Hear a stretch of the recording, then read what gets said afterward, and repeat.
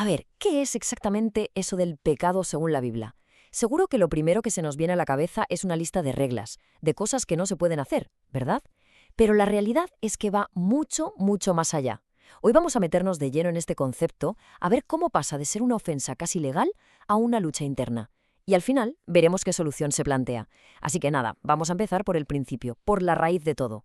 Pues todo arranca con una palabra en hebreo, chet. Y aquí viene lo interesante.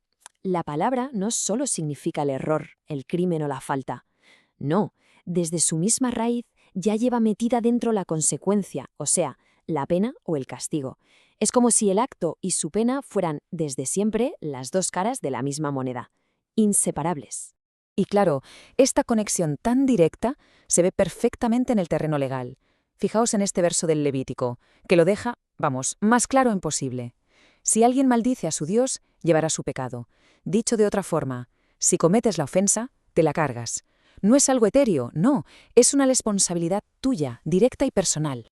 Esto, claro, nos mete de lleno en el marco de la ley del Antiguo Testamento.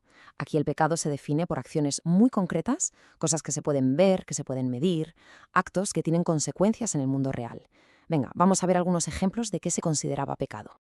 Y como veis, el concepto era súper amplio. Abarcaba prácticamente todo, desde temas sociales, como no pagarle a un trabajador, a deberes casi familiares, como ayudar a un pariente que lo necesita.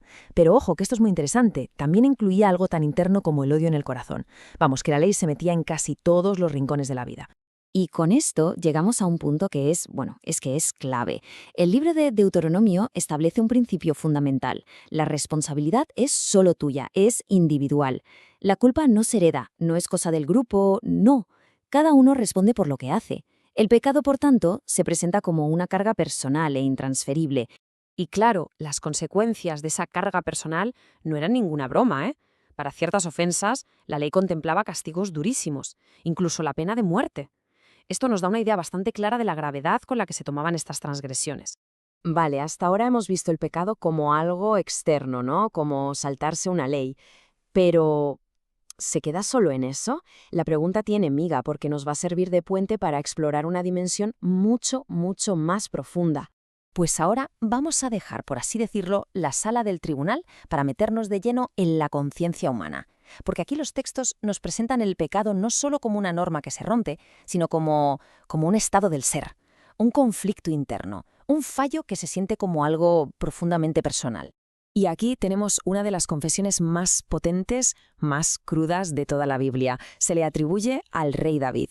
Y fijaos en el cambio de perspectiva, que es brutal. Aunque lo que hizo dañó a otras personas, él reconoce que la ofensa, la de verdad, es contra Dios. La transgresión final es vertical, no solo entre personas.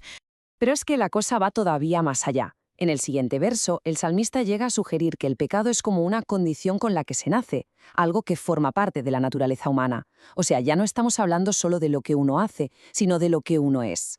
Claro, por eso mismo, la solución que se pide no es un simple, vale, te perdono los errores. No, la súplica es mucho más profunda. Es una petición de una transformación total, la creación de un corazón limpio, un cambio que tiene que venir desde lo más hondo del ser. Y aquí viene el giro.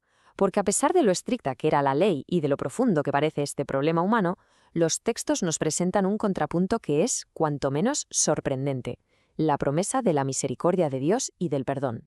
La imagen que usa el profeta Isaías aquí es potentísima, pensad en ello. Los pecados, manchados de un rojo intenso, casi imposible de quitar como el de la grana, pueden volverse completamente blancos. Blancos como la nieve. Y no habla de tapar la mancha, habla de una purificación total. Absoluta. Y esa idea de un perdón completo se refuerza todavía más con esta otra imagen, del Salmo 103. Usa la distancia que no se puede medir, la que hay entre el este y el oeste, dos puntos que jamás se tocan, para explicar hasta dónde se alejan nuestras ofensas. O sea, no es un perdón a medias, es una eliminación total y absoluta. Pero ojo, esta misericordia no se presenta como algo arbitrario, como un capricho. El salmista explica de dónde nace: de una compasión profundísima, de un Dios que entiende nuestra fragilidad, que se acuerda de que somos polvo. Es la misma compasión que siente un padre por sus hijos. Y todo esto nos lleva ya a la parte final de este recorrido. Hemos visto el problema, el pecado definido por una ley, el pecado como algo interno. Y ahora, los textos del Nuevo Testamento que estamos viendo nos proponen una resolución teológica para todo este dilema. Aquí, el apóstol Pablo, en su carta a los Gálatas, plantea un dilema que es tremendo. Su argumento es, básicamente, que si alguien intenta estar bien con Dios solo cumpliendo la ley, está en un callejón sin salida. ¿Y por qué? Porque es imposible cumplirla a la perfección. Y el más mínimo fallo te coloca bajo lo que él llama una maldición. Y justo aquí es donde se presenta la solución a ese callejón sin salida. Según este argumento, fue Cristo quien asumió esa maldición por toda la humanidad al ser crucificado.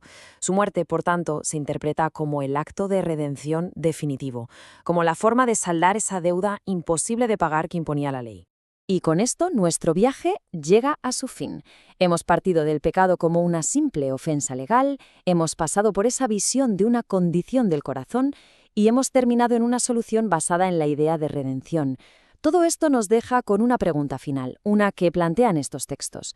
¿Cómo transforma esta idea de redención el peso, el significado del pecado en la vida de una persona? Ahí queda esa reflexión. Gracias por acompañarnos.